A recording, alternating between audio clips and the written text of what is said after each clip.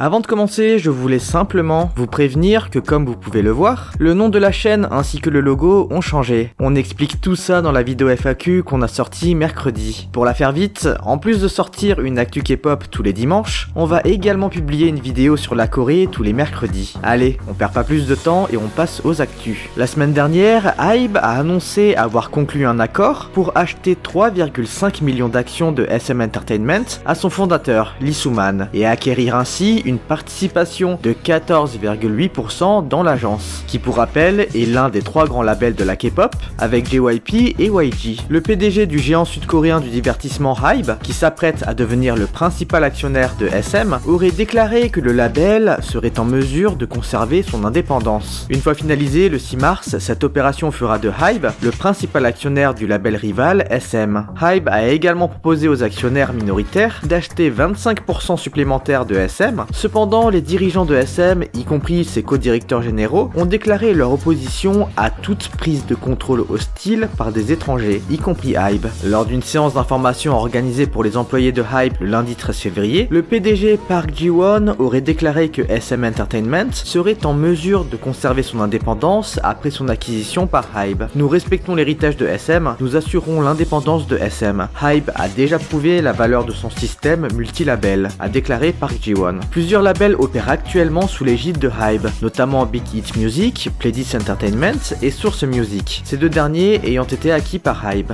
Grâce à ces labels, la liste actuelle de HYBE comprend des artistes comme BTS, TXT, Seventeen, Les Seraphim et bien d'autres. Le rapport de Yonhap cite des sources industrielles qui affirment également que Park Ji-won a déclaré que HYBE avait l'intention d'aider SM à conserver et développer sa propre valeur. Park Ji-won aurait également annoncé que le fondateur de SM, Lee Soo-man, à qui HYBE avait accepté d'acheter des actions, ne participera plus à la gestion et à la production de la société et ne prendra plus de royalties. Selon un rapport de Reuters, publié le 13 février, les régulateurs sud-coréens surveillent de très près l'accord entre HYBE et l'ASM, en notant son ampleur sans précédent. Bien qu'il y ait eu des opérations d'acquisition impliquant des agences de divertissement de petite et moyenne taille, une opération de cette ampleur est une première pour nous, a déclaré Im Young-kwang, le chef de la division des fusions et acquisitions internationales, à la Commission coréenne du commerce équitable. Les amis, je vous interromps quelques secondes juste pour m'assurer que vous soyez bien abonnés. Ça vous prend un clic et nous, ça nous motive énormément dans notre travail. Et si vous êtes déjà abonné, n'hésitez pas à mettre un like à la vidéo. Allez, on passe à la suite. De l'autre côté, il a été rapporté que Minji, cette semaine, fit face à un comportement jugé déplacé. Les débuts du groupe étaient déjà compliqués avec la polémique sur l'âge des membres, le scandale à propos des lyrics de Cookie, ou encore le message de Daniel concernant le nouvel an lunaire. Cette fois, la polémique s'est portée sur une fan qui aurait tenu un discours malpoli envers Minji. Lors de l'une des récentes fansigns du band, un netizen rapporte avoir entendu une fan assise à côté d'elle poser une question déplacée à Minji. Selon la fan, la personne en question aurait demandé à Minji où elle s'était faite refaire le nez, ajoutant que la fan elle-même aimerait se faire refaire le sien comme celui de Minji. À cette question, l'idole aurait répondu: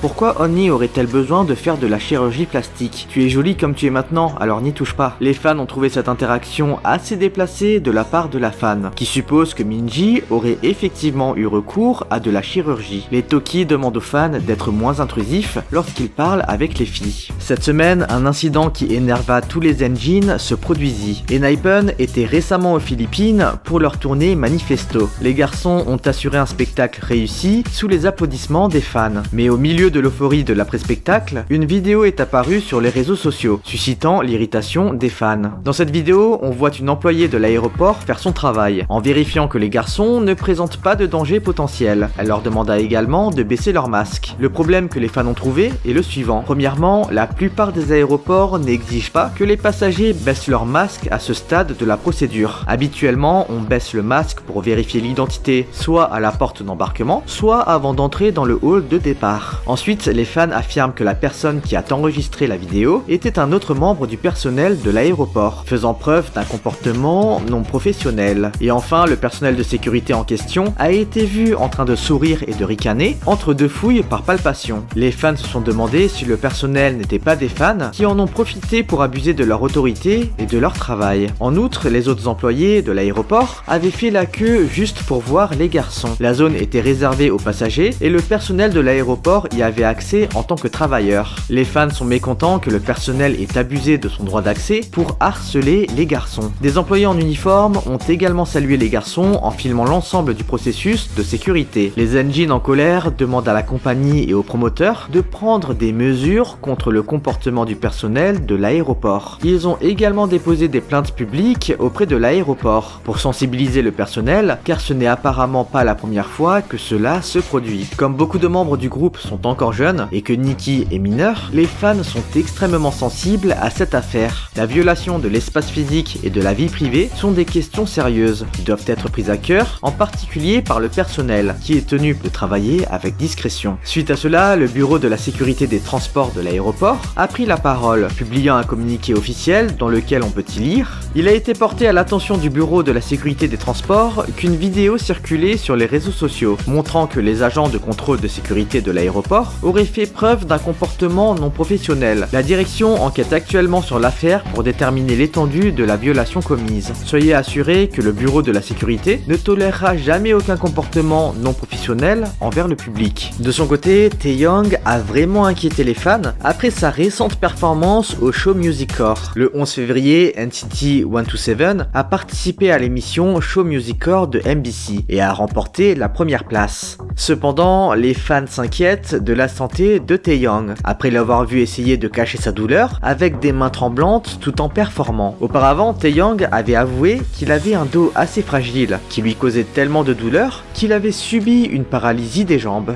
Les NCTzen espèrent que Taeyong se remettra rapidement de ses douleurs et que cela ne soit que passager. Les amis, avant de passer à la suite, je voulais juste vous dire que nous venons d'activer les badges de fidélité. Pour ceux qui ne le savent pas, c'est une option offerte par YouTube qui permet de soutenir la chaîne financièrement. En fait, pour 2,99 €, vous avez accès aux badges et aux emojis personnalisés dans l'espace commentaires et chat. Et vous avez aussi accès à un live hebdomadaire tous les dimanches avec nous. Et finalement, on vous fait aussi une dédicace sur les vidéos. Nous, de notre côté, ça nous aide énormément pour continuer nos vidéos à un bon rythme. Donc n'hésitez pas à nous soutenir pour ceux qui en ont les moyens.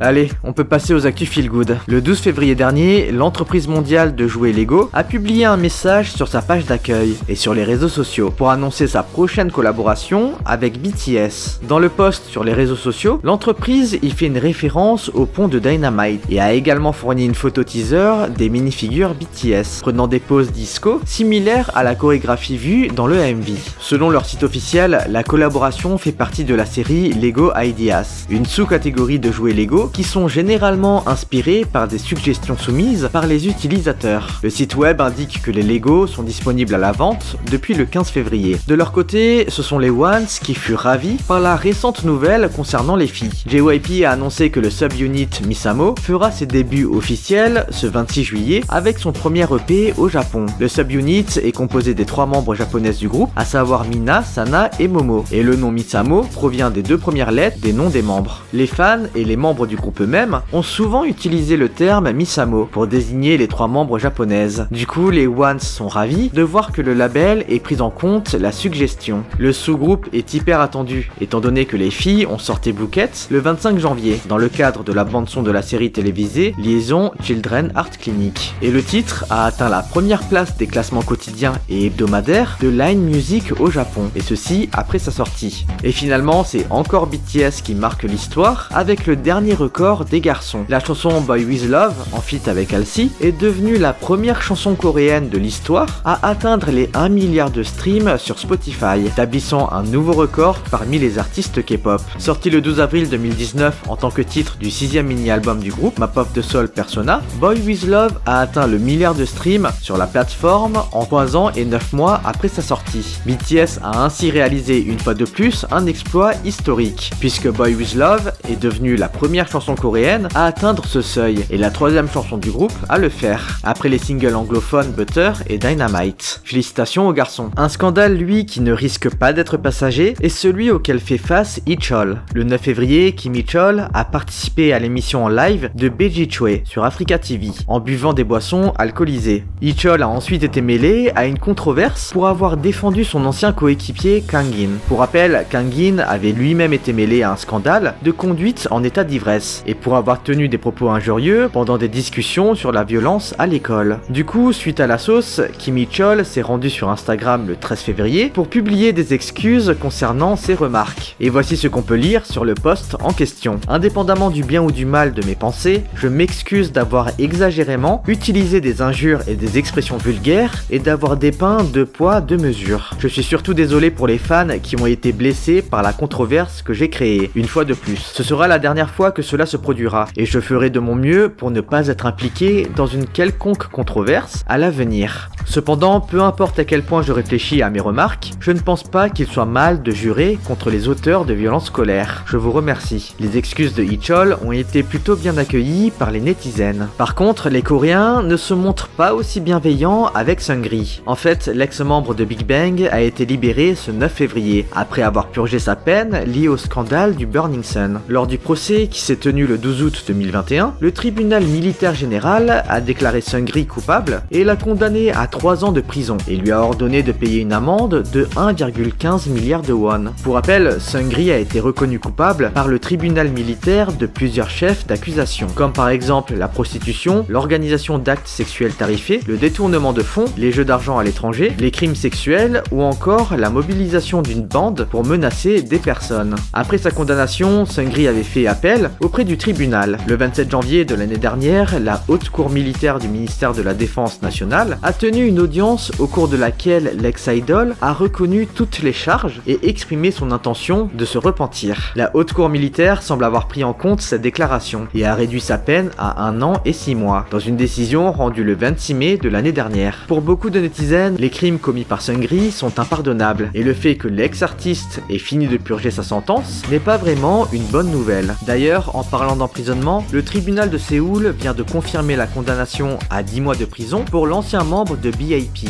Im Chan, qui était mêlé à une affaire d'agression sexuelle. Le 9 février, le tribunal du district central de Séoul a prononcé une peine de 10 mois de prison ainsi que de 50 heures de cours d'éducation sur les violences sexuelles à l'encontre d'Im Chan. En fait, en juin 2020, Im Chan a été inculpé pour agression sexuelle sur une femme dans une villa à Namyangju au cours de l'année 2019. Tout au long de son premier procès, Im Chan avait insisté sur le fait qu'aucune force n'avait été utilisée et que toutes les activités sexuelles avaient eu lieu avec un consentement mutuel. Il a ensuite reconnu tardivement les accusations en avril de l'année dernière, lors de l'audience de son procès en appel, faisant dans la foulée des excuses publiques. Im Chan devra également verser des dommages et intérêts à la victime, mais l'ancien membre de BIP est également impliqué dans une autre affaire judiciaire, avec 2 individus pour tentative d'agression sexuelle. Finalement, cette semaine, ce sont les Fearless qui eurent le cœur lourd. Alors qu'une zone d'ombre entourait le renouvellement du contrat des membres de Brave Girls avec le label, Brave Entertainment ne semblait pas sûr de la suite des événements avec les filles. Et finalement, ce 16 janvier, l'annonce fatidique tomba. Dans un communiqué de presse, l'agence des idols confirma le disband du groupe. Après une longue et profonde discussion, Brave Entertainment et Brave Girls ont convenu de se séparer. Les membres ont l'intention de se soutenir les unes les autres, au plus profond de leur cœur, et rendront bientôt aux fans l'appareil pour tout l'amour apporté. Pour rappel, les filles avaient connu un succès assez tardif en 2021, avec l'engouement pour leur titre Rollin, qui était sorti en 2017. Le titre avait même réussi l'exploit d'inscrire un perfect all kill dans tous les charts. Cependant, malgré cela, il semblerait que le groupe ait quand même fini par raccrocher les gants, et le girls band remercie une dernière fois ses fans avec leur dernier single nommé Goodbye, qui sort le jour du disband. Bon les amis, on se retrouve la semaine prochaine pour une vidéo K-Life le mercredi et une actu K-pop le dimanche comme d'habitude. En attendant, n'oubliez pas de lâcher votre like, de vous abonner et d'activer la cloche. Allez, on se dit à toutes et bye bye.